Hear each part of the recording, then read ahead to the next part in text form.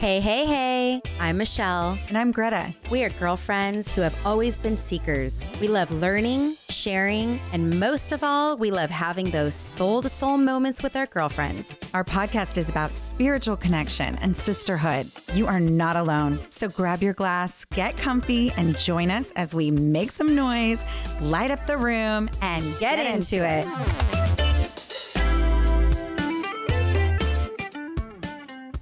All right, we're back and so excited to introduce my dear, dear friend, Christie Daniels. We have known each other for a very long time, like dating back to high school days.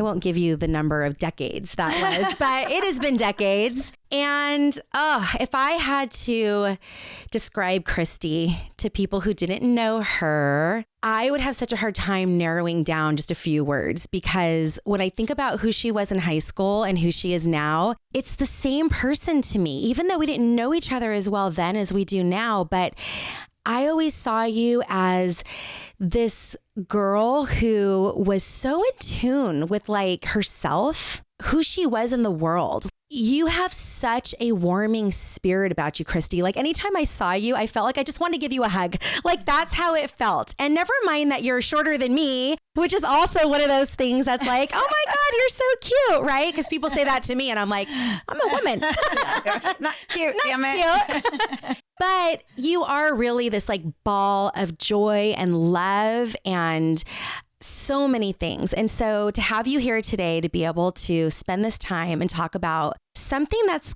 happened in your life that has only added to this beauty of who you are, of this inner person of who you are. So I'm so grateful that you were willing to sit and chat with Greta and I. And I know this topic, we're talking about cancer today, and not just cancer, but we're also talking about beating fucking cancer today. Yeah. Okay. So we're more talking about surviving than we are other things, but it's gonna, like, emotions may come up, feelings may be felt. Maybe somebody listening is going through their own journey with this. So I feel like because of the phase we are in our life right now, where we're hearing about more and more friends, people we love going through this, I will say, Christie, throughout your entire journey, the positivity, the fucking I'm here to fight this shit, the attitude that you and your whole family has brought through this whole journey is what made me so excited to have you in here, because I'm like, this is some powerful shit, man. Like everyone needs to listen to this. It's inspiring. Yeah. The journey is inspiring.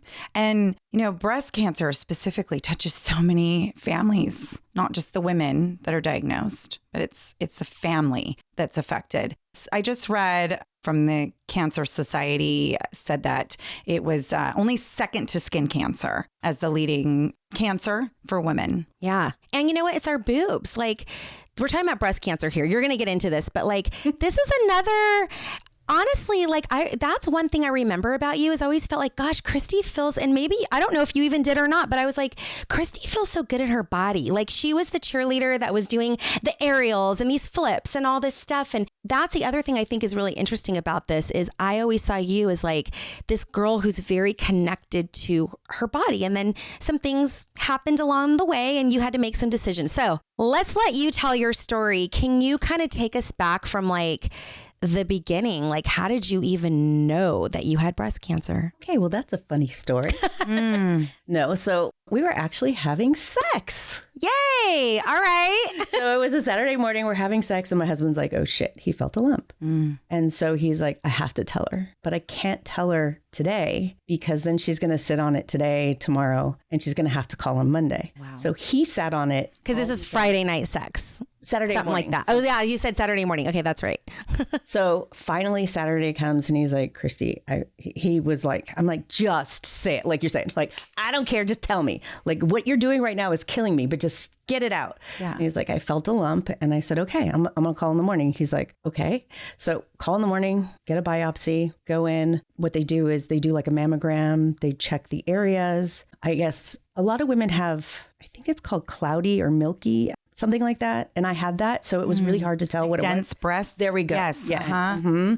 Where you can't really see very clearly what it is. So they couldn't tell. So they're like, from the mammogram, we can't tell you, we're going to do a biopsy. So I had to go back in. I did a biopsy. I think that very night, me and Sierra went to go see Katy Perry because I was like, I'm not going to let any of this stuff stop me. It was just like Sierra? Is that my daughter? Your daughter. Okay. Sorry, yeah. So I went in, they took a needle, they numbed me, it was very non-intrusive. They just put a needle in, they sucked out the material, and then I had to wait for a while. I didn't tell the kids anything, they didn't know anything. About 5 something days later, it's a Friday. Me and my son Slade we're in the car with my daughter. I'm waiting in the car because my husband's a 2nd grade teacher and they're all at elementary school with him.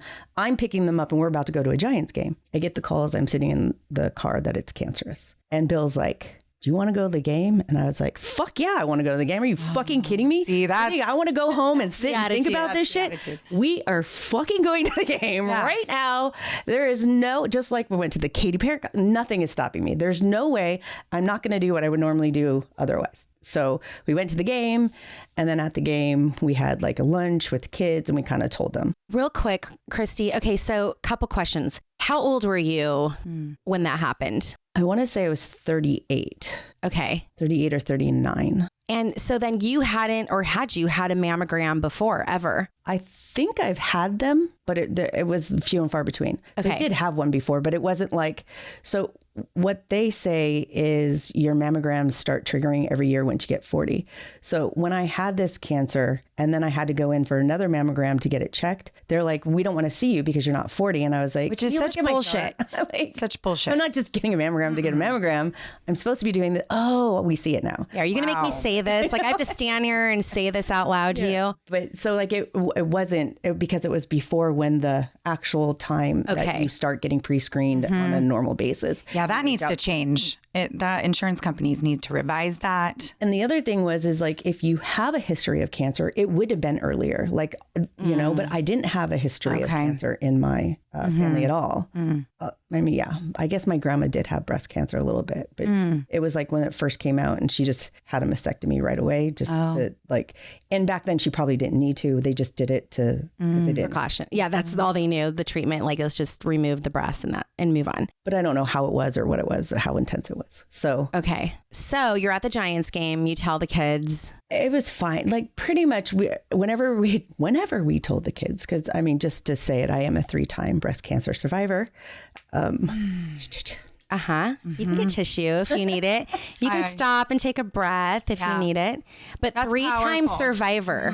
That's huge. That's powerful. 3-time survivor. Survivor's the key word there. So when we sat down with the kids, we pretty much just told them nothing's going to change. Everything's going to be the same. We're going to be positive and we're going to be fine. And that's what we told them. We'll let you know anytime you need to know something. But they did have to grow up fast because of it. So it was, at this point, you're going to be doing your own laundry, and we'll show you how and whatever. And they did. They literally know how to do their laundry to this day because I had breast cancer. I probably still would have did it for them. But, they had to kind of grow up a little bit, which I don't think is a bad thing. I think it was actually a very good thing because I like my kids to be independent. So, teaching them how to do that was something I think was a good thing in their life. But your world changed, your everyday routines.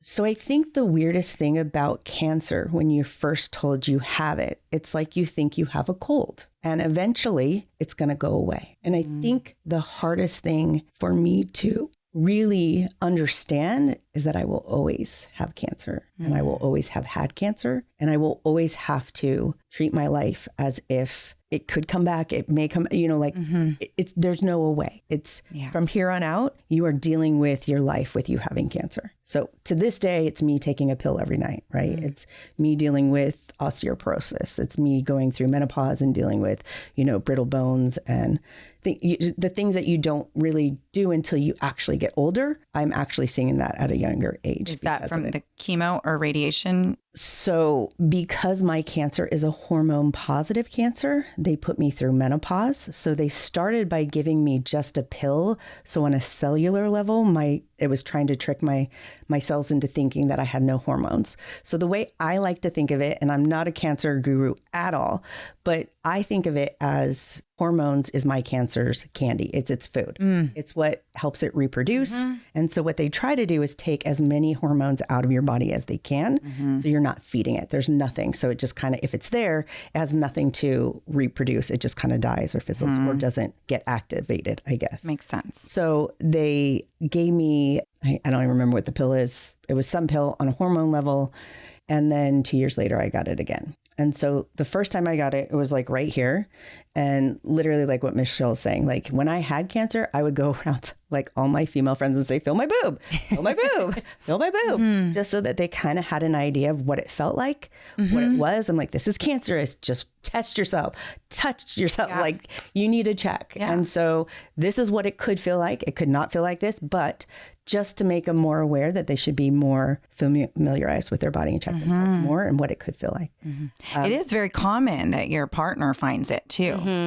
It is. It is. Kind of makes sense. Yeah. It does. And this is also where, Christie, I think it's super interesting because a lot of women don't spend a lot of time touching themselves and getting familiar with their own bodies.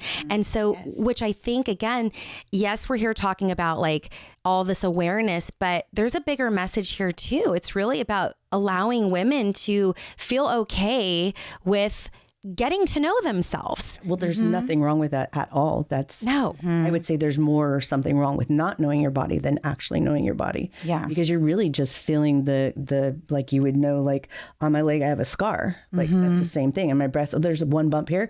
Okay, let me just make sure it doesn't grow. Or I have nothing. Now I have something. Okay, it's time to talk to the doctor. Yeah. We have to be our biggest advocate. Absolutely. And you can do that by knowing your body. And I've had cancer 3 times. I found 2 out of the 3, I believe. So the next one, we were at Disneyland and I came home and I was sore and I was just kind of feeling my muscle. And if I had my arm like this, I didn't feel anything. But when I dropped it, I could feel something inside. Deeper. And so then I went in and I was like, hell no, I'm going to go in. This cancer actually got put on a national board or a California board of tumors because they had never heard of a breast cancer living inside of muscle tissue. And like it was such a bizarre thing, meaning it had never happened before. That they Amazing. You studied it. felt it. It's crazy that I felt it. Right.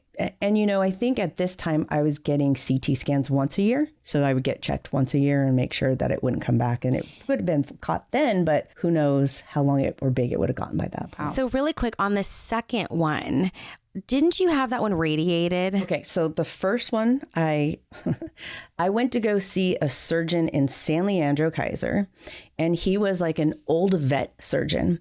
And he told me he was going to cut off a third of my breasts, that I would have a scar from here going in, and that he wanted to make sure he got it all. And I was just looking at him like, what the fuck are you talking about? Like, I'm literally, what? Not even 40. Not even 40. And you're going to make me look like a fucking Frankenbrat? Like, Right. no. Yeah. Like, I am not vain, but fuck you. Like, Right. I am not. I'm not agreeing to this. Look in the mirror. And see that would not be okay. And with this is me. my only option, really. So then he's like, well, you could get a mastectomy, but I was like, okay, so can I get 2? Because I don't Right. want like one fake breast to match my breast fed. Again, I'm not vain. Other boob but, that like, fed my kids and is I am young enough that I wear bikinis and I don't want to look. I think this like is that really for something that like I don't like. That's something I could have control over, but I don't have control over the cancer. Oh, that's a good way to put it. And I think it's so important that you brought that up just now, because I'm sure there are women listening that are beating themselves up like, I should just be wanting to survive for my family and not worried about this stuff. But we're human. I still feel that in certain ways too. I still feel like Well, yeah, I don't think push too much, because when you push, you might get some. There's just that that double-edged sword.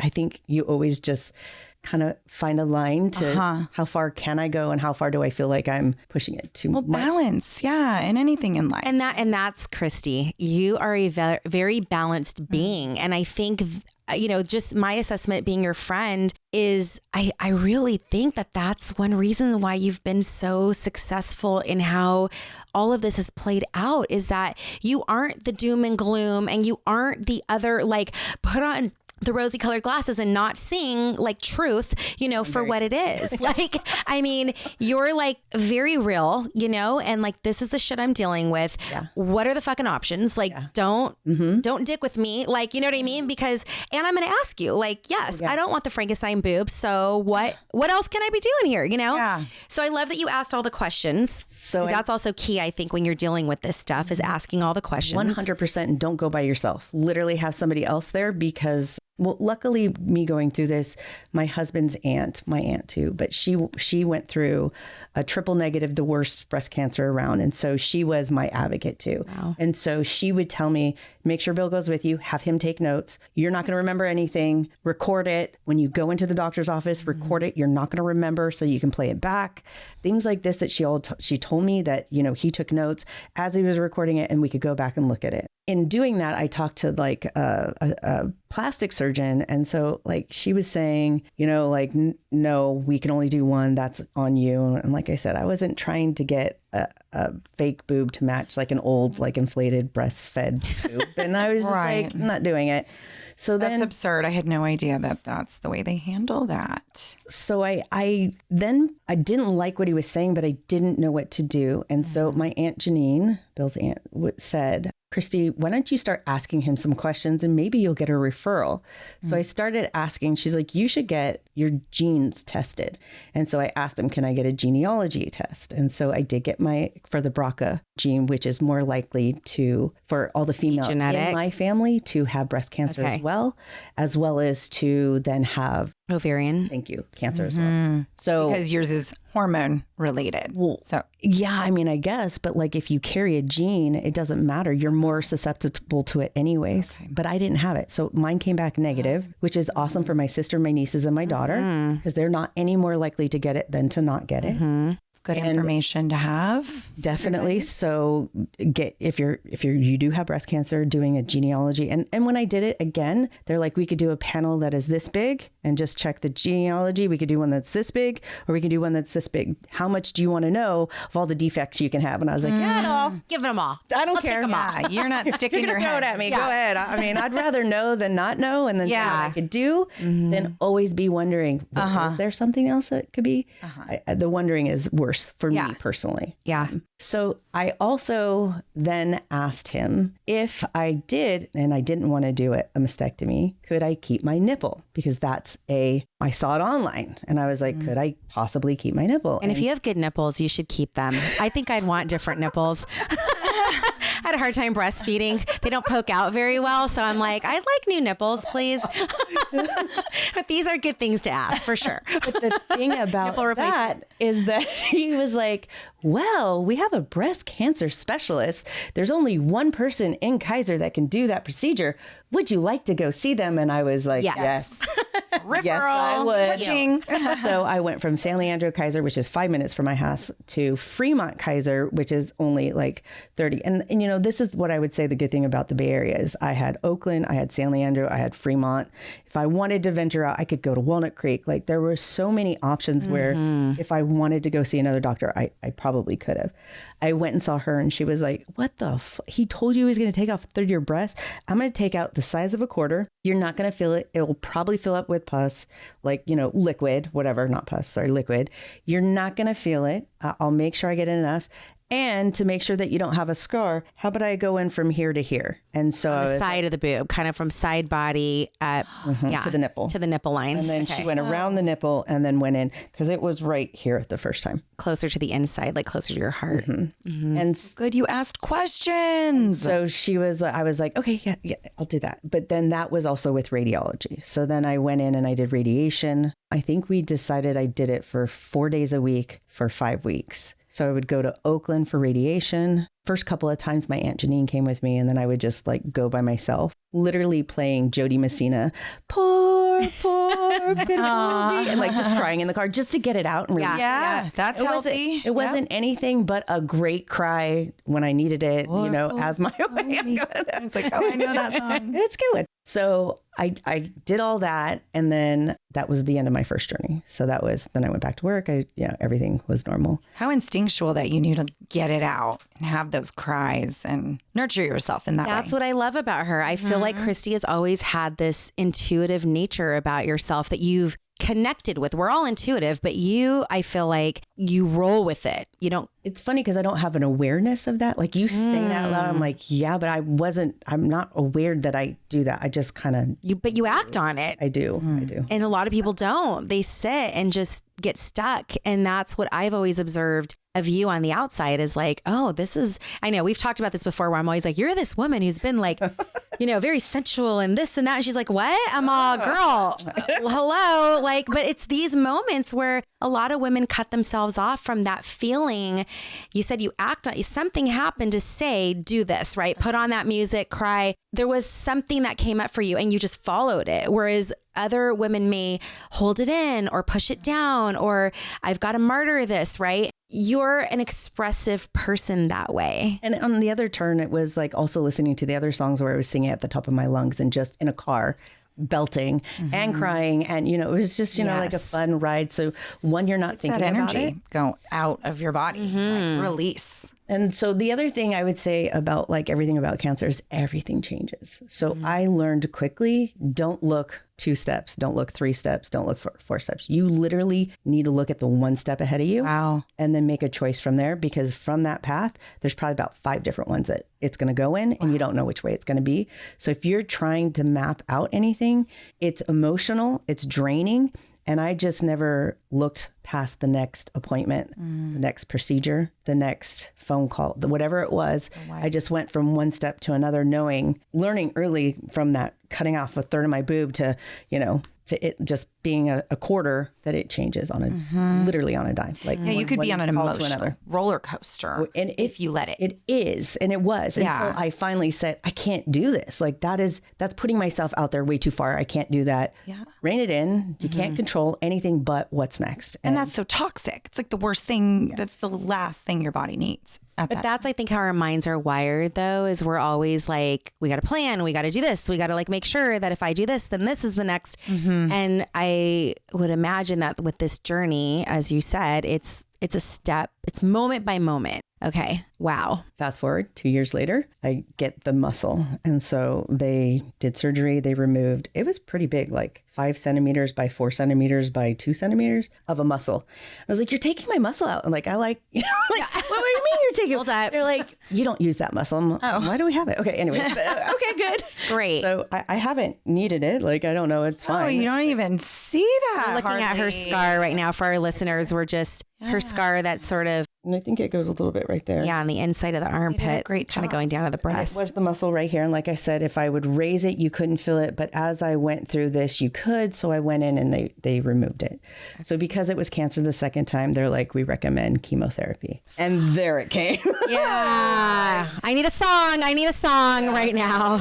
It was an emotional, like when you think chemo, like it was crazy. So. Yeah. You're like, this is going to be the long haul now. And hold up, you're a teacher. So not only, as you're going through this whole process, you're standing up in front of kids and giving lesson plans.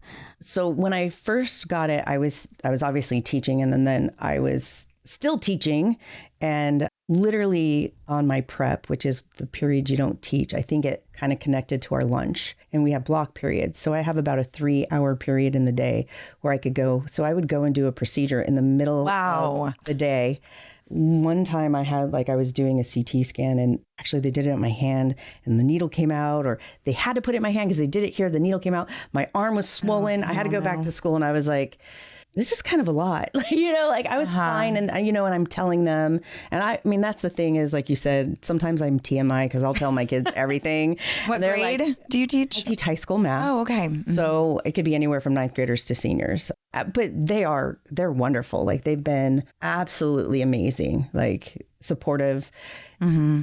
And always one saying, yeah, my mom's going through that, or my grandma did, or, we all know someone now. I actually, my first year, I had a student in my Algebra 2 class, and he was going through medical stuff, and he would have the PET scan. And I was like, just, you're going to go and it's going to be like, and I was like, what I did was I counted 1, 2, 3, 4, 5, 6, 7, 8, 9, 10, 11, just in my brain. And then I just kind of like got through it. And so he would go through it and he's like, Miss Daniels, you were right. And I was like, 1, 2, 3, 4, 5, 6, 7. And it was just like a cool connection that we had together to make him not so scared about doing it, knowing that it was. Yeah. Wow. Beautiful. And you have to find those little things, right? I mean, I know you might need a fan. Is it a heat fan? Christie's getting a little hot. Use a little fan. It's quiet. You are glowing. You're glistening. You're glowing and glistening right now. Gorgeous skin, actually. It's like radiant. Like you don't even have wrinkles on your hands. Like, you're just gorgeous. Seriously. It's warm in this studio. Also, it is. All the lights. So. Okay, so we left off with chemo, the big chemo. But this is lovely of my mom, but my mom used to always say, like, Christy, anytime you get something, you fall into a shit house and you come out smelling like roses. Like, so I always feel like I kind of do feel like I go through shit, but I get the best of the shit. Mm-hmm. Okay. And I feel it's a good mindset. I feel very lucky for that. And I feel fortunate. Also, I feel like in life, we're only given what we can handle. Mm-hmm. And so I feel like, hey, I guess I can handle this. So thank you for giving it to me to, let me handle this because I can. I love that so much. I think that's such a powerful mindset and something that people that are listening, no matter what they're going through, can take away from this episode. That is powerful. Just shifting your mindset to victim to I'm empowered. It's going to work out. Things are working in my favor. They're happening for me.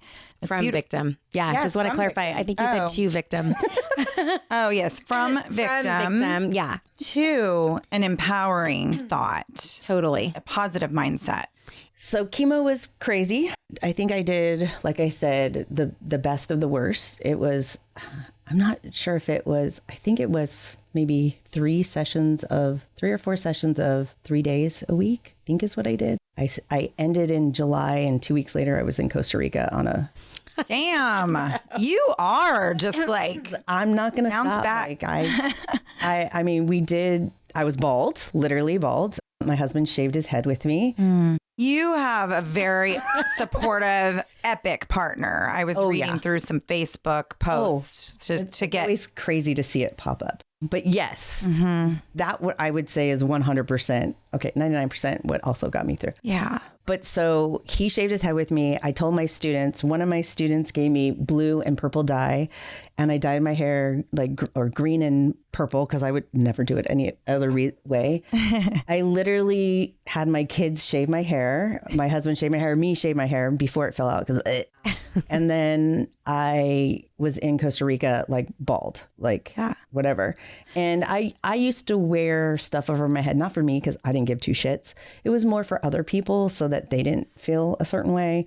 And once I got to Costa Rica, I was like, fuck this. It's so hot. I was like, fuck this. I'm going full on naked. Look at me. Like, I don't care. Please realize this is a little bit why I'm not like my normal, but they also said my Aunt Janine did the same thing. She went to Hawaii. Think about going to like that humidity and you're just sweating all of those toxins out. Oh. Like I was literally sweating all the toxins. Yeah, I like it. So hot. It was a great end. Get it out. Yeah. But I was so lethargic. I couldn't move.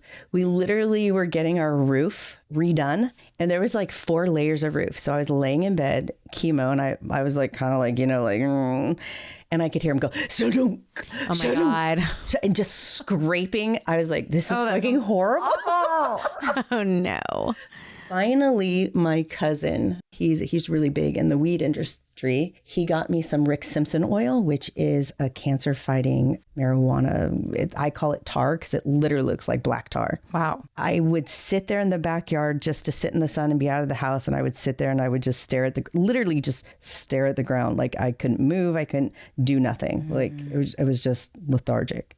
I'd take this Rick Simpson oil. I was like, oh, let me do the laundry. I'm going to clean. And then I would have to rest, but it made it like flipped it. So I felt normal. And once I started doing that, I was like, oh, this is, everybody should have access to this. Yeah. Who's going through chemo. Yeah. Because it made me feel normal. So where do you get it? Like if somebody wanted some of that, do you even know? Don't know. We could find out. We could throw it in some show notes for people. Okay, later. Really Well, I don't. feel like it's also accessible now. Thank goodness. Should be. Yes. Right? I mean, it really just balanced me and made me feel like normal again.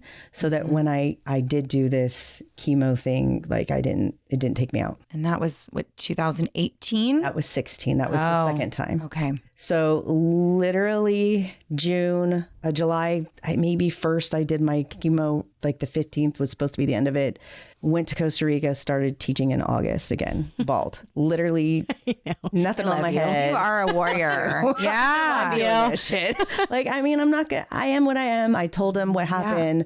Like every time I tell him, I'm like, I had a lumpectomy. What's a lumpectomy, Miss Daniels? I'm like, when they scoop out, you know. Yeah. New lesson. We're going to step away from math for a minute. Biology now. Fast forward to this year when I was like, I had a double mastectomy, and they're like, what, Miss Daniels? I'm like, yeah, boop. And they're like, oh. Boobs. What? Boobs. Oh, yeah. Wow. So teaching bald, whatever, did that. So then 2 years later, I think in June or something, I did my scan, and then they found something, and it was in the same spot. And that's when I was like, done. Boobs gotta go. And then my surgeon, I was like, can I get them both gone? Like, I don't want one or the other. Can they just, she's like, I support you with that decision. Let's get rid of them. Like, let's just, and you know, things along the way as you get it there's like these tests that they do. So like I got like a score of a 14, and I wish I could tell you what it is now. It's been so long. That was in 2014. And that's like how aggressive it is. And that was on the high of the low. So it was an aggressive cancer. Okay. Then in the second one, I had another test like in 2016. The second time they tested it again, and it wasn't aggressive. And it also, like, I don't know if I'm saying it right because it was just the way I think about things. And I whenever I do something, I internalize it my own way. So my interpretation of it, and it may not be true, is it also wasn't like fast producing.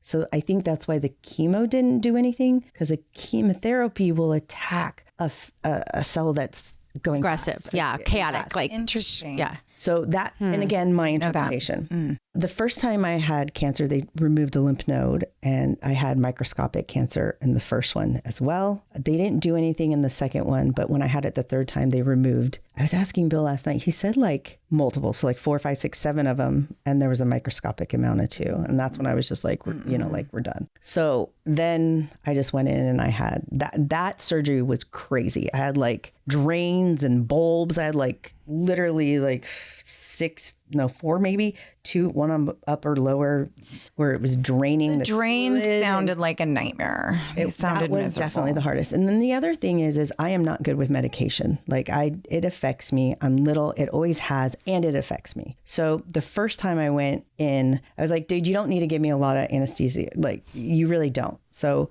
the first time he gave me a little bit, and he's like, dang, you're a cheap date. Like, you should get your money back from Kaiser, because like you didn't cost them anything. He's Wow. like, I gave you barely nothing. And I was out. But as soon as I came out of the ER, I was like, hey guys, what's up? Let's go. You guys ready? Can I go home now? Like, literally, I was like, get me out. Wow. I'm done. And they're like, well, we have to make sure you can eat. And we have to make sure you Yeah. I was like, oh, okay. You gotta stay longer. Even the second time I told the same thing, but that person's like, well, I'm going to give you the amount I'm going to give you. And I was like, okay, fuck you. You're going to do whatever you want to do. Don't listen to me. I'm telling you right now, I don't need a lot. It's your job. It's your credential. I get it. You're going to do whatever you need to do, but you don't have to give me a lot. That one, I was a lot more groggy when I came out, but it was still fine. The first time I came out, I think they gave me Oxy. Ugh. Oh my God, I cannot do that shit. So, okay, it might have helped me with the pain, but coming off of it was the worst thing ever. And I was like, It's almost like heroin. I would never do it again. And so addictive. But this is what's so crazy about all of this too, is it's like, okay, we already talked about like the emotions you feel when you just get a diagnosis, right? And then the treatment plans for it, and then moving on to a procedure, and then there's meds. Like, this is not just, go in, get a diagnosis, cut something out, out and then you're back to normal life. And I think this goes back to your statement of like, it changes everything. Yeah. And I was like a person who had never gone to the doctors. So like just thinking back now, my aunt also told me to go get my heart monitored because she went in for surgery and she had a murmur and they're like, how come nobody told me? Because she again didn't. So you need to have your heart checked if you're going to do surgery and you've never done anything like that to make sure that there are no hiccups with that. Like all these little things that I always had somebody kind of helping me with, but I made sure happen. Whoops, sorry. It's okay. It's a big statement. Yeah. You got to be your own advocate. Definitely. But I wouldn't have known any of this without somebody like kind of telling me and walking me through this. And every appointment, she's like, you want me there? I'll be there. Like she was besides and this is why, though, I am so grateful that you're here to talk about this story for a lot of reasons. But I think sometimes we just trust what the doctor is saying, or oh, this is the process. I just have to follow this. So, and like you even said, to bring somebody with you, because I was actually there with my grandfather, not when he got diagnosed with cancer, but when they were talking about treatments. He didn't speak good English at all, and neither does his wife. And so to be there to even understand or write down words that it's like, we need to dig into this. Like, what does this mean? They'll use words. And sometimes, well, and you know what was so profound to me is my grandfather, of course, who didn't speak well English, all he was thinking of in that moment is, and he kept asking me, am I going to die? Am I going to die?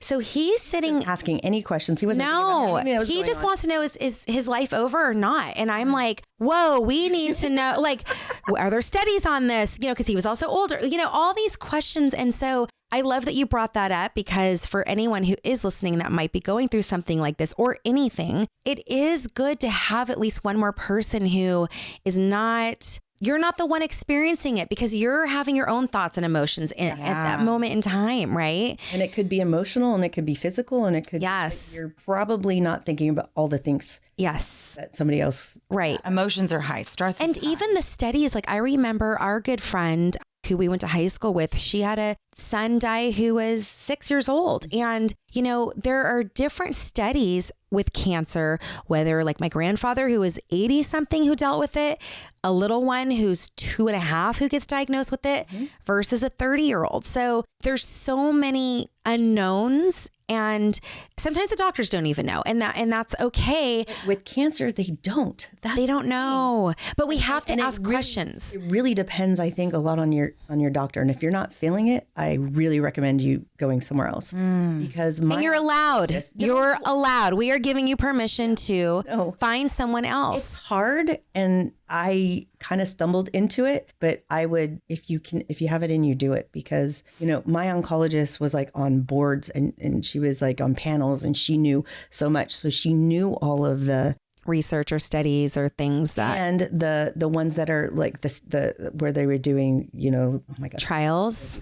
So she knew all of it. She'd be like, no, you don't qualify for this one, but you might qualify. But then we just did, you know, treatment. But she walked me through everything. She talked me through everything. She was the best oncologist ever. My one now, because she retired, maybe I want to get another one. I mean, right now I'm in remission, so I'm not dealing with anything. But if it ever did not come back, because it won't, I would not stay with her. But wait, can you say that again real quick? Right now you're what? In remission? In remission. Oh, yeah, That deserves a cheers. Yes, it does. Cheers. I love how you said it won't, because words have power, and belief has power over our body and our overall health. And so that when you said that, you said it with conviction. Damn straight. Damn straight. Damn straight. So double mastectomy, I had spacers. I had one of my...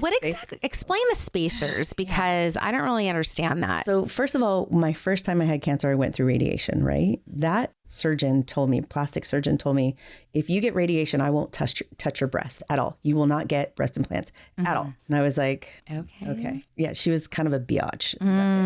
It was not very good. But I didn't want to go down that route after I talked to the other lady. But so this time I said double mastectomy, and I was like, can I get? And then she's like, yeah. And I was like, oh, okay. But think about your skin getting radiated. So at the beginning of radiation, your skin is fine. But if you think about it, you're getting this high level of radiation over and over again on your skin. So eventually I got blisters and redness and scabs where you had to put like Aquaphor on it and like this. Oh, yeah, these are things that people don't think about. And they don't talk about. Yeah. So, and like me, mostly I just go through it. And like I said, when it comes, I deal with it and the next thing.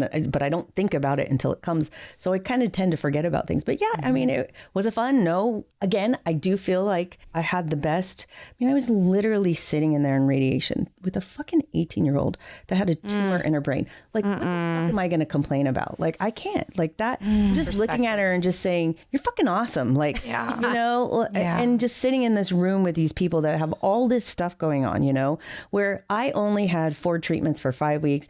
They had like 5 treatments for like 7 weeks, you know, like. I know, but then we're also looking at you, Christy, and we're like, we've had none of that. You know what I'm Right. saying? So it's but I get it. Like, it's not, like, again, it's not the worst of the worst. It's not the best of the best, but I can deal with this. Like, there is somebody doing way more than what I'm doing right now. I'm still okay. I think that is like the biggest thing. It's like in this moment right now, I'm still okay, right? Yes, it could be dialed up. It could be dialed down. But like right now, I'm okay. I'm dealing with it.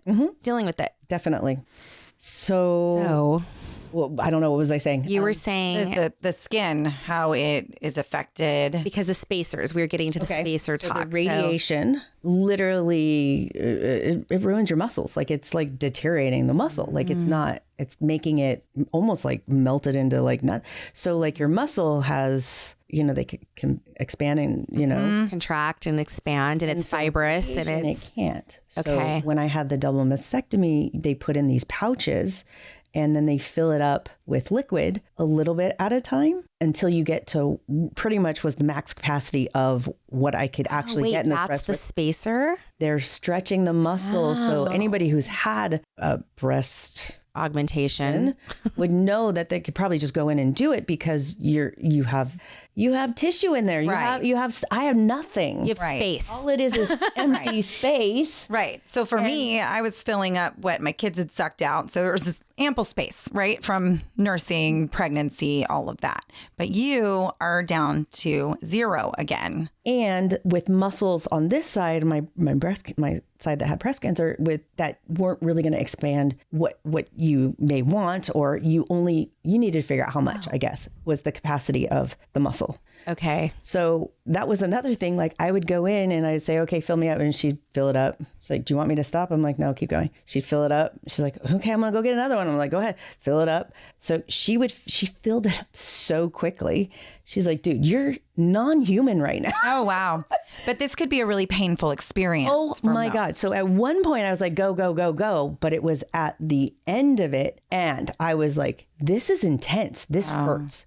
So I actually went back in to anybody and had them remove some because I was going away for the weekend or something. I was doing something. It's like, I'm not feeling this all weekend. So I actually had to get some removed because it was too much. Because it was like kind of at the end of it, you know. Because these spacers stay in your body. And then what you're supposed to do is fill them up. And then you're supposed to wait about 4 months to kind of let it settle. And then you can do the actual surgery. The surgery. Okay. Which is take them out, put implants in. Yes. Okay. Yes. Oh, so okay. So at this point, your breasts are still in. No, gone, done. Went through the When you're putting the spacers in, the breasts are gone. flat, nothing. Okay. Yes. So And the then you're first surgery is the filling them up with- mastectomy to yes. get rid of it. And then the second one is Cover if I'm going from to have that. implants. Surgery to get them implanted. Okay. And then after that actually settled and you kind of healed from that, then you could go in and then you fill it up slowly. And then once you fill it in, you wait 4 months and then you can get the actual implants Okay. placed. It's such a process on top of everything else you've already had to go through. So I missed the beginning of school. And then finally, after it got to a place where it was starting to get filled, I went back to work. I literally had my procedure done during spring break and went back to work. Didn't miss any work. Wow. I just went back. Because you know how to time it. I know it's a I little mean, more- I could use the fan at this point. I know. Sit around. It's a Almost feel hot like we day. need to open the door. Woo. Sorry. Yeah, no, take a moment because we're actually all feeling I can feel heat. Speaking of right boobs, now. I can feel the sweat building I was- underneath mine. But Those two dark boobs. spots underneath. Kind of wondering. No, you're good. You're still good. I know there's so much, ladies. Like, I mean, yeah, we've all talked about this before on the podcast. Like, you know, Greta's dealt with her implants. I've had a reduction. So like we've, you know, lift and a reduction. And so we've had the boob talk in a lot of times, but this is a whole nother addition to that conversation. And I think there's something about women just when you lost your breast, there's a femininity attached to that, a sexuality. And I think there's nothing wrong with wanting that back. And like, that's not a vain thing. It's right. To a just human remove and experience. stay flat, right? Like with nothing. Because I've seen that too when I used to work at I used to work for a law firm. We used to do a lot of breast cancer cases where things went wrong. And so a lot of women would remove, and we had a lot of pictures of like nothing being put back in. And so, you know, again, it's like everybody has their reasoning for choosing whatever it is that they're deciding to do. But I remember going through breast reduction surgery, and so I didn't have to have drains. I picked a surgeon who did not use drains intentionally. I was like, do you do good work? Yeah. And will I have drains? Nope. Okay, you're hired, right? And so, but I remember talking to a lot of the nurses in there, and I actually had an incision that opened up around my nipple. I didn't get new nipples. I should have requested that, but I did not. And so anyway, but they had to put like these gauze strips in there because I had to heal from the inside out. I had to pack it. And she said a lot of women who actually have dealt with breast cancer, who've had the mastectomies and then the implants or just like, parts of their breast removed, had to deal with that like a lot. And I'm like, oh my God, I had one, and I had incisions where I almost felt like my boobs were going to open up and just like everything was going to drain. And oh my God, it was awful. And so, I just, as you're cooling off, I'm just taking this moment on my little soapbox here just to address like that there's so much more to what we think, and we don't really know what someone has gone through until we really sit and hear their story. And so whether it is even a breast implant story or a reduction story, or, hey, I've dealt with cancer, which is a huge story in its own, but then there's the secondary part of it, like you were talking about the femininity part of it. Like, what does this mean now? And what is my husband? Like, I don't know, you and Bill, you and your husband have been together since like the beginning of time, kind of like Eddie and I, and you, Retta and Steve.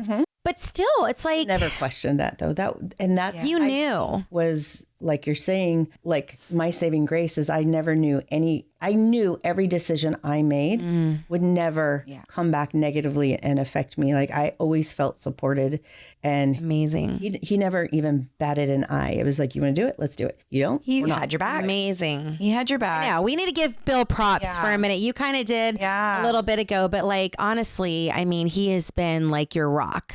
Really. So he is my Facebook advocate. Yes.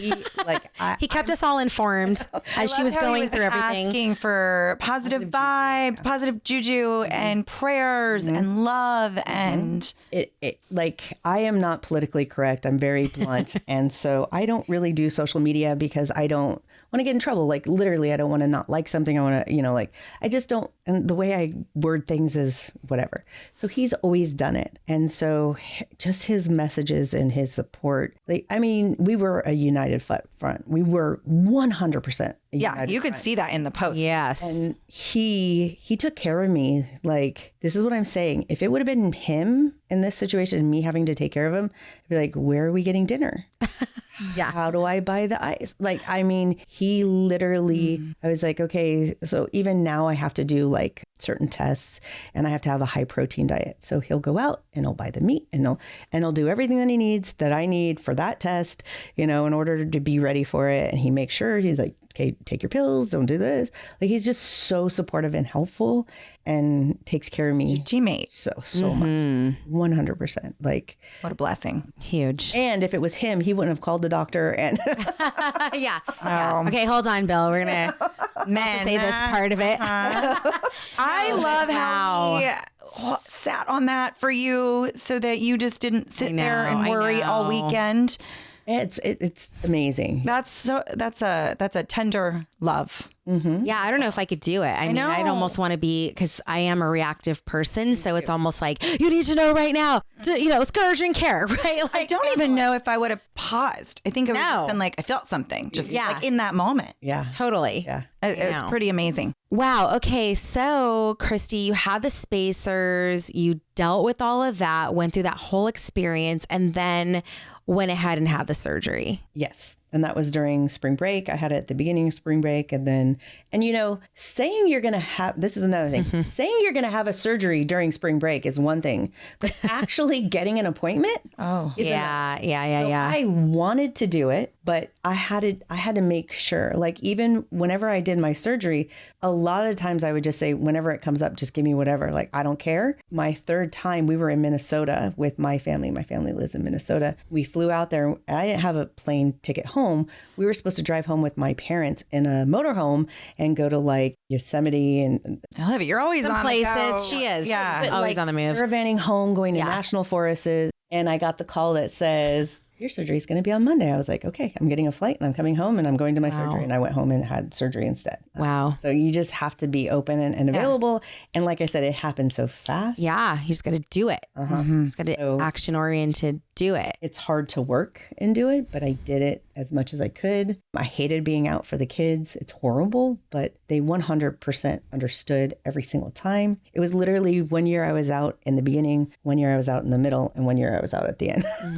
Do you think that being so open and talking about it, and even with your husband's social media posts, keeping everybody informed, do you feel like that was a healing journey for you? Like that was helpful? I know there's some people that really hide it until they know they're going to be okay, or they don't feel comfortable sharing.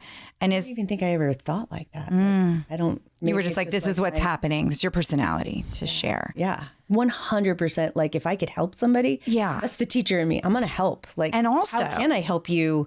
Even though it's my journey, like it doesn't even, I didn't even think about any of that. I think when you put it out there too, even though it can feel vulnerable for some people, you might get information that helps you as well from people that have gone through it. Or referrals of sort. I mean, even with my friend who has, when they were discovering that their daughter was on the spectrum with autism, she was really open about talking about it. And I just thought, whoa, I don't know if I could do that, because they just were in the dark and they didn't really know anything at that point. But she got resources through that. People approached her and it sent her on this path. So I think it is really, for our listeners listening, if you're struggling with whether or not to share, I think it takes some of that weight off maybe too, of I have to hide it, coming up with reasons why I can't do this or show up to this, and just to be like, this is what I'm dealing with. And I think just know that nobody's judging you. I think we're our worst critics. So if anybody's judging you, it's probably yourself. It's not going to be anybody saying, oh my God, you have cancer. And they're going to be like, let me help you. Yeah, let that go. Yeah. Let that thought go. Yeah. So stop being hard on yourself is what I would say. Because I would say that's probably more so anything than, somebody else being hard on you. Is you like thinking, what are they going to think about me? They're not going to think anything about you. They're going to help you and want to support you. And if not, hit the road. Hit the road, Jack. Which actually, before we started recording, that was the message. Because we have put a couple on here where we've gone to our ceremony, booked and opened up a page. And so I think it's really cool that Christie opened up to this page that was basically in so many kind words, like, you want to connect with the people who are meeting you where you are right now. And if not, fuck off. I mean, that's not what say that. That's what we're saying. We added that little bit. Yeah. But really, I mean, because it is in these times, especially where I would imagine at some points it feels very lonely. It feels very isolating. Yeah. It's like people don't understand what I'm going through. And if we don't express it, then nobody really does know. That's the other thing. I know, being a helper kind of person, like when I don't know what's going on with my friends, it makes me almost feel like I'm a bad friend because I'm not understanding what's happening. But then I do have friends that keep things very, to themselves. And then it's like, well, then how am I supposed to know? Like if you needed that help, if you needed that support, I right? will say, and the reason I had even asked that question was because I am one that likes to go through my struggle and alone. And then I'll like figure it out. And then I want to share and help everybody after. Like, oh, okay, I went through this. I'm really open about what I've been through. But when I'm in it, it's hard for me to, because I feel like I'm in the woods, the thick of it, and I don't really have answers. So there's this vulnerability of not knowing and still sharing. Yeah. But there's also that added support of my family that I always felt like it didn't matter what anybody else said or did. I always knew that they'd be there for me and support me. And you didn't have to have the answers. And I knew I wasn't. And I mean, I'm going to tell you one more story with my journey, but like going throughout this whole thing, I just knew that my family was there for me. And I learned that there is no answer. And that, like I said, I'll be dealing with this for the rest of my life. But I think one of the hardest things that happened to me is I went in for a scan and I had lymph nodes in my esophagus, like down here, that were inflamed. I had to go get them biopsied. The hardest thing was getting the results because it was not cancerous. It was the first time it was not cancerous. And I actually didn't know what to do. I was like, okay, here we go again. And then it came back. It's nothing. It's just like inflamed. And I was like, oh, what? Like I didn't even know how to react to it because it was the first time I had gotten a negative result from a biopsy or something that I had gone through. And I was sure that I'd have to go down this path again. But again, having this great oncologist, she's like, Christie, if, and she kept saying if, because it's not, but if this goes this way, there's things we can do. You don't worry. I have you. Like she also had my back too. And I knew from that I, the support of my family, my oncologist, how knowledgeable she was. And she was like already mapping possible things, knowing that but she kept telling me this if, and I was like, if, yeah, like there is no, like at that point I was like, it is. So now I'm thinking, how do I deal with this? How do I go through this? It's like anybody who's ever had a second child or a third or a fourth. Once you have the second one, you're like, oh shit, am I gonna be able to get through this? Because I know what I've gone through. So now the second, third time, oh my God, can I? And then it goes quicker, faster, harder. Everything it's doable. Yeah. But you have this moment of, oh my God, can I actually make it through this time? Because I know what I'm going through. Like, you have more knowledge. It's kind of familiar, but then kind of not. Yeah. But it was the best result ever. And so coming in, like just having that elation, because I started the school year with, I got a negative and there's nothing wrong with it. Yes. And I get to go this school year, So how are you feeling now? Here we are. This is, 2024. A new school year is just about to start. So I don't know when we're launching this, but I mean, because this is all happening very soon. How are you feeling today? Oh, great. Yeah, like I feel great. I'm starting to work out more. Trying to be more healthy. Ever since, this kind of, I got cancer, we started on this, healthier lifestyle. I don't cook. So, I mean, a lot of it relies on Bill, but he is my own personal chef. He'll cook. Again, for Bill. We got to give it up to Bill. Bill's a good guy. He is definitely. Back off, ladies. Definitely. And again, I have no worry. He's mine. Don't worry. Yeah, I know. You guys, they have such an amazing relationship that is just so fun to watch and so connected and beautiful. And you guys are like best friends, really. Definitely. Yeah, definitely. I mean, so I did have a friend and a partner through this whole thing. Yeah. 100%. But the other thing I will say is whenever somebody's going through something and they say they don't want anything, they really do. Something anyways. It's not because they want something. It's because when you get something, it just, you didn't even know you wanted it. So the whole time Bill would say, please, we don't need anything. We don't need anything. But I had my two really good friends that I can remember do stuff. You, the third time I got it, sent me, I think it was from groceries. Yeah. Whole Foods. But it was yogurt and granola and fruit. It's like, I don't know how she knew, but it was like, it's like one of my favorite things. And I hadn't had it. And it was a pick me up for me. And then Danielle did me like a little care package with some videos, even though I was so funny. I was remembering she fucking put beaches in that shit. Do you know the movie Beaches? Yes. Where the best friend died. But that's Danielle. That's how you know that your friend it's your friend. There's some friends you just know. This is them. It was one of our favorite movies that we used to watch. I get it, but oh my God, Danielle, we love you. We love you. I'm not watching this shit. We just know it's there. We're going to put it to the side.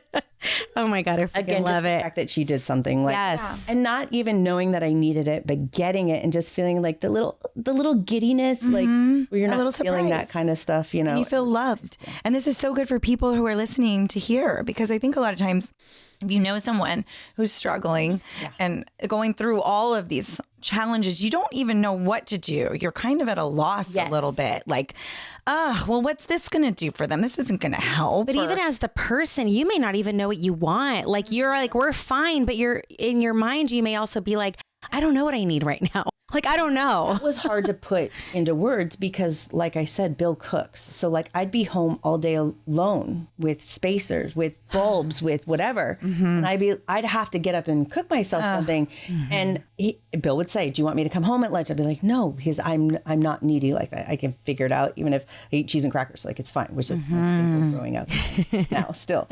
But just having that in the fridge where I could go to it. And then we started putting that in the fridge so that I could then have that kind of stuff, you know. It's, like I said, it wasn't something that I knew I needed, but you just acted on something. And it was like, okay, yeah, actually I did need this.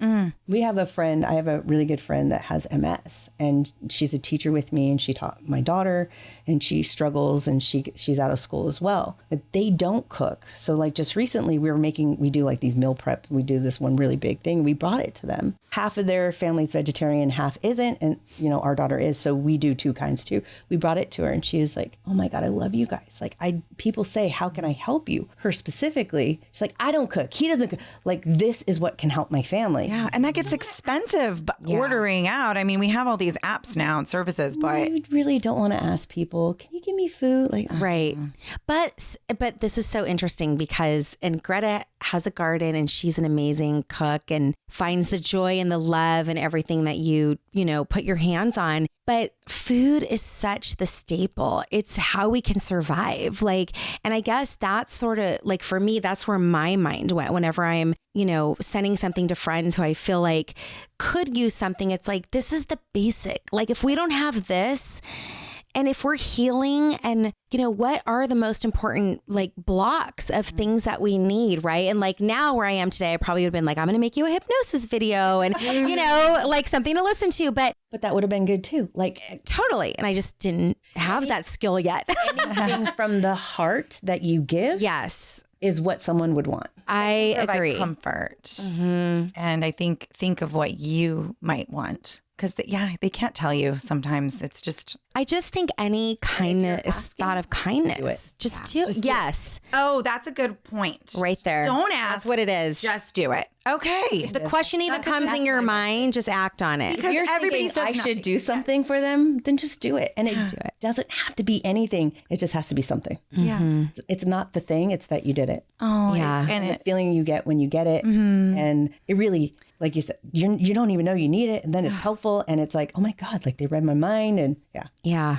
Listen to your intuition. If you're going through a hard day and all of a sudden you get a little package, a candle, some socks, whatever. Like if I was sitting there and I was just stuck and I lit a candle in that scent, like you'll remember that stuff. Yeah. You're right. That's a great message. Because I think so often you're just like, what can I do? It's so hard, like watching people that going through this. And I do think in the beginning, when you first hear of a diagnosis, you're like, oh, they're going to kick ass. They're going to beat it. And I also think it has to get really annoying when everybody's saying like, you're a warrior, you're a badass, and you're going through it and you're dealing with the day-to-day. I mean, I think to a certain extent, especially when you're really down and you're really going through something hard and awful, it's like you don't feel like a badass maybe in that moment. But I think that's kind of the go-to. Like we just want to cheer you up, pump you up, cheerleader. I don't remember anybody doing it that so much.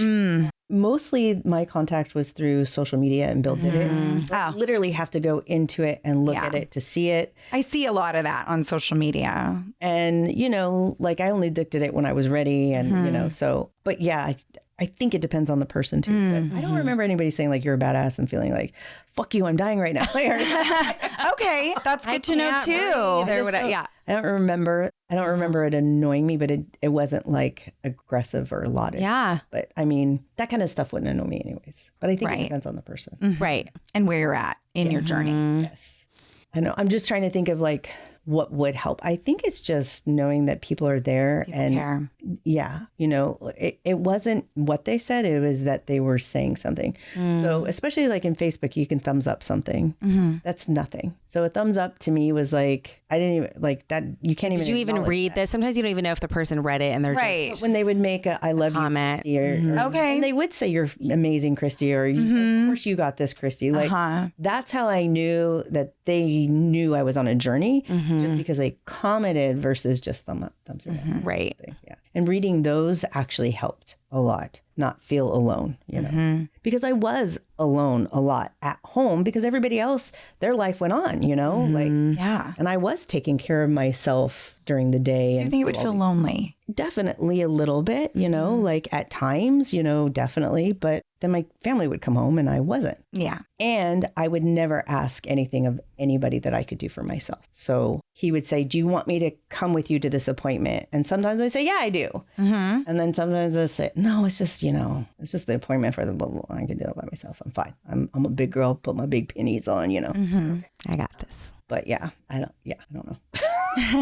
No, it's an interesting part of a conversation because, you know, I do think there are a lot of people who just go through things very differently, right? There are people who want someone there all the time. And then there's some people who are like, I'm good. I need some time. But then it is nice when I have my visitor or my family's there, you know, so it's hard to know. But I do think going back to what you said, I think if anything is on someone's heart, you just have to go with that instinct. You can't, you know, don't ignore that part of it because whether it's a gift you're sending or a message that you're sending, like anytime you have that desire, I think a lot of times we just hold back because we don't know how it's going to be received. And it's like, you know what? It doesn't matter. Even if they took my food and threw it in the garbage, they knew that I cared enough to bring it. Right. And even if they just ate one thing out of the entire thing, then I helped them a little bit. Totally. So I think the big message is just show up in any way that you can. Any way that you can. Yeah. Even if it's just Don't like overthink it. I mean, I'm a big like create your own card type of person. So like create your own card, send a card. Like I love that kind of Oh, I love that. Create your own card. Yeah. I feel like no one does that anymore. my poor kids. Like it's somebody's birthday. Go make them a card. We're making this one. We're not buying anything. Cards are like $8 freaking I know. now. It's a present. It is the gift. Here's your gift. It's a lovely card that I bought from Target. It's $10. I know. Seriously. Oh my God, Christie, this is so awesome. You are so awesome. You are a badass. We're going to say You are. We're saying all the things right now. 3-time cancer survivor. I know. Badass. It's insane. It really is insane. It's insane. To say that. Yeah, it is. But you are going to be such an inspiration for so many women. I mean, honestly, I was at a wine gathering, you know, with a bunch of moms, and somehow the conversation came up, and literally we're all just, you know, sipping on our wines. And then someone goes, yeah, I remember when I got that, you know, call. And it was like, oh, okay, let's stop and talk about that for a minute. And nobody else had had that experience. And she starts going back and she's like, we don't have to talk about this. And we're like, Hey. you know what? Yeah. We are open to talking about. If you don't want to talk, like this is your journey. If you're not ready to talk about it, it's okay. But she goes, no, like I feel like I do want to talk about it. It's been so much time, and you know, at the time I did feel so alone, and all these things. And honestly, I'm going to be honest with you. It was that conversation that actually made me think about having you on the podcast. I'm like, you know what? I know Christie will get into the things, you know, like I know she'll talk about like and you opened up, we were having sex and my husband found the spot, you know, but that's the thing is either people sometimes also feel like nobody wants to hear this, or, oh, am I bringing the party down? Whatever. Oh, yeah, bringing the party down. I think that's a big worry. That happens in conversations and groups of women, but it's like, ladies, and this is why we have our podcast, because we're like, this is a space where we can intentionally hone in, talk about these things because women want to know about them. You know, they just do. And so if this inspires maybe one person who's been putting a mammo off to like go and get that done, right? Me, I'm past due just by a couple months. I'm on your ass. I'm on your ass now. Freaking hurts when you have implants to do it. So I'm like, okay, maybe I'll just do the ultrasound. I don't know. I got to look into that a little bit, but it was not pleasant. No, it's not. But it's important to know what is going on with your body. Yeah. I think that's the big message. Like, yeah, it might fucking suck getting a mammogram done, but you got to do it. You got to do it. Or ultrasound. Do your own, Self. Get in touch with your titties, ladies. Yes. Touch your titties. Touch your titties. That actually might be the title of this. Touch, yes. Oh, I like that. I like that. Do it. Oh my God. Thank you so much, Christy, for coming.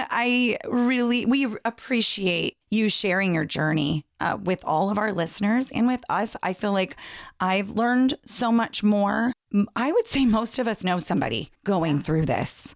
And so whether you're there to support, helping someone through it, or you're just starting this journey on your own, I hope that you listen to this podcast. Mm-hmm. I know that the information that you shared is valuable and helpful. So thank you so much. Thank you, guys. Love you, girl.